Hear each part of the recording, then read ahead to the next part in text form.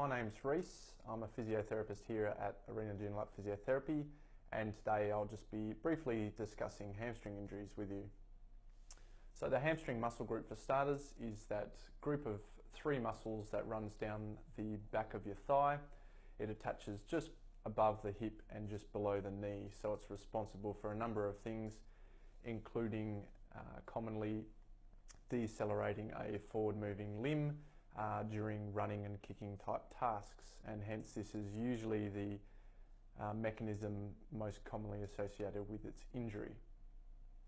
So hamstring injuries are quite prevalent. Approximately 30% of all lower limb injuries are actually hamstring injuries, and then these injuries can lead to prolonged impairment and have a re-injury risk of up to 30% themselves.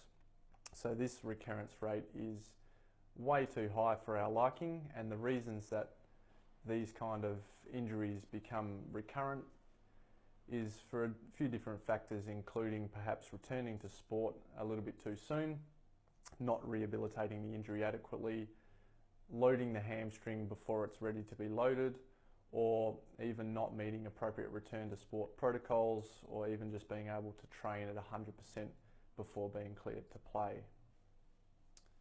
So to ensure you rehabilitate your hamstring injury adequately, we just want to run through a few brief points.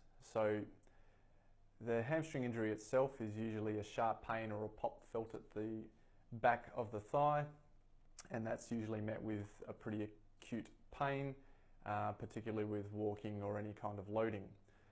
Following a hamstring injury, the first port of call is always RICE, so rest, ice, compress, elevate. If you're unable to walk unaided, then using walking aids such as crutches is appropriate, and taking some painkillers.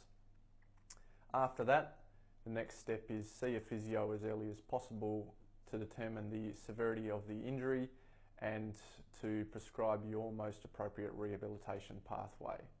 So today what I'm going to do is just run through three fairly simple early stage rehabilitation exercises for hamstring injuries. I'll just point out that these exercises should only be done in a pain-free fashion. And here we have an active knee extension exercise, which simply involves elevating the thigh to 90 degrees and then using your quadriceps to straighten your leg, holding for approximately 5 to 10 seconds at end range and relaxing slowly each time.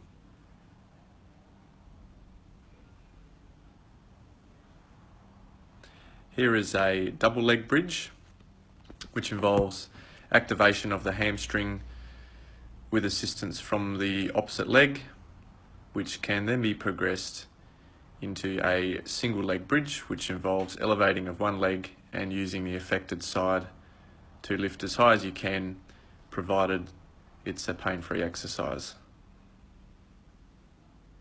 And the last exercise is a single leg Romanian deadlift or single leg straight leg deadlift, which is a eccentric hamstring exercise